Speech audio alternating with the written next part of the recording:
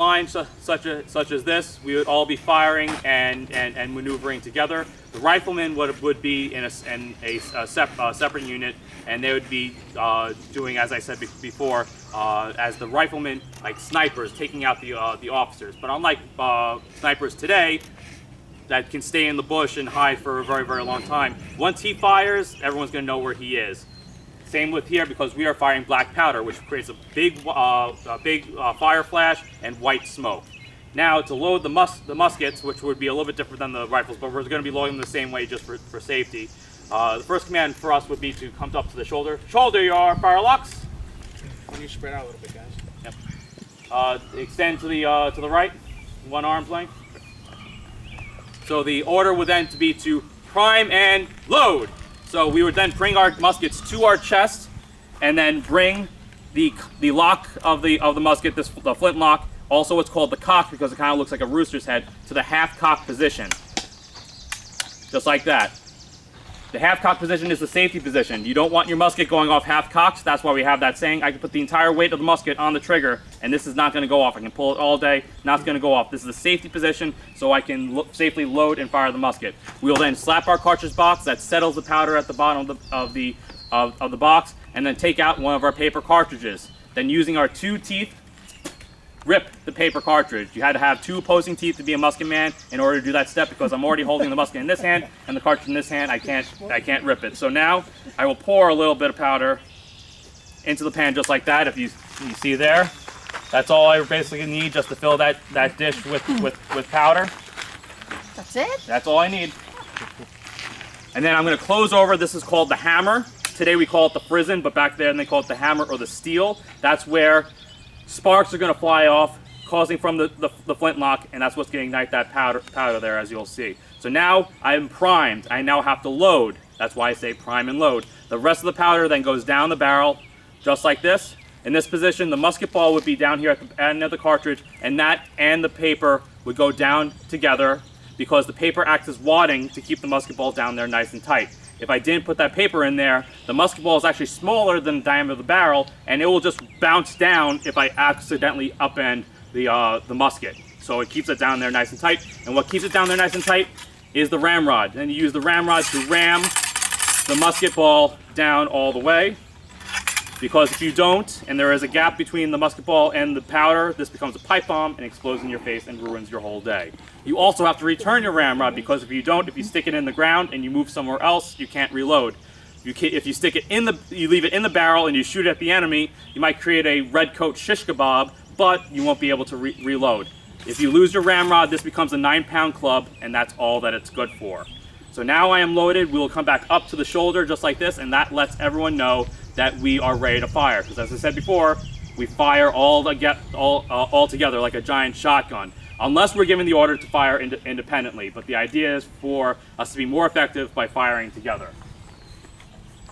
All right, let's go about face. To the right, about face. Okay. Now the next command will be to make ready. We bring our muskets upright. We take off our hammer saws. This is just here for safety. And then we bring back the cock now to the full cock position, ready to fire. Next is present. I say present. We are just leveling our muskets at the enemy, taking as much aim as we want to, but I'm not telling them to take aim, just to present. And then finally, fire! Prime and load. Now you see that a whole bunch of white smoke came out, and I also see white smoke coming out of the touch hole. That lets me know that my musket went off, because there are a lot of things that can go wrong with the musket, and I'll talk to them and talk about that in a second as I reload. Nope, I just lost my hammer saw. Yep, there it is. Thank you very much.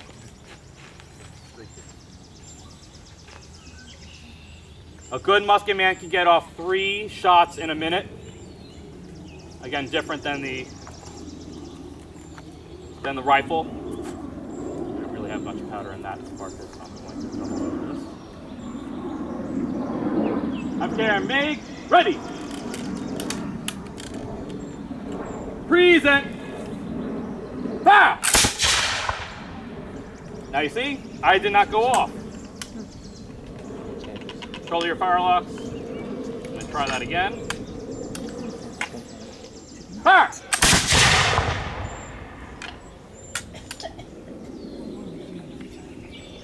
Excellent. To the right about face. So I had what was called a misfire. So basically, I pulled the trigger and I just got a click. So sparks did not land properly in that in the pan, but I was actually able to still go up. Sparks are not predictable, so they might not land on the powder, might not touch it off right away.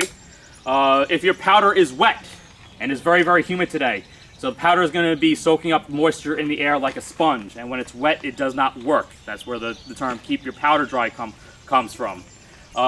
If there's something plugging that touch hole, because this black powder leaves this nasty, what's called fouling, this nasty residue. It's all the carbon from the powder that eats up and lines that touch hole. And so if that is all gunged up, then I might have a flash, an explosion here in the pan, and the musket might not go off. That is called the flash in the pan, where we get that saying. So something that was kind of exciting at first, but doesn't really pan out. So those are the many different things that can happen with the musket. So if there's moisture in the air, or if it's raining, or it's snowing, if your flint is not sharpened, if your steel is not hardened, if your flint is not properly locked in the lock, these are all things that can cause you to not have a working musket. So that's why you always have to have a secondary weapon. So just in case anything happens to your musket, you can still fight. Now the rifle is a little bit different. Now, Vinny, why don't you load up the rifle? It's loaded, right? Okay. So why don't you make ready? Take aim. Fire! Now you see the difference in the sound of the rifle? It's a higher crack, because that's actually breaking the sound barrier. It's a smaller diameter barrel, but it's a thick barrel. Oh, Vinny's gonna load up again. But again, it'll take him about a minute to load that rifle if he was actually ramming a ball down. And we would be loading about 3 times in a minute. Heavy to be more accurate. Make ready? Take your aim. Give fire. Okay. Does anyone have any questions?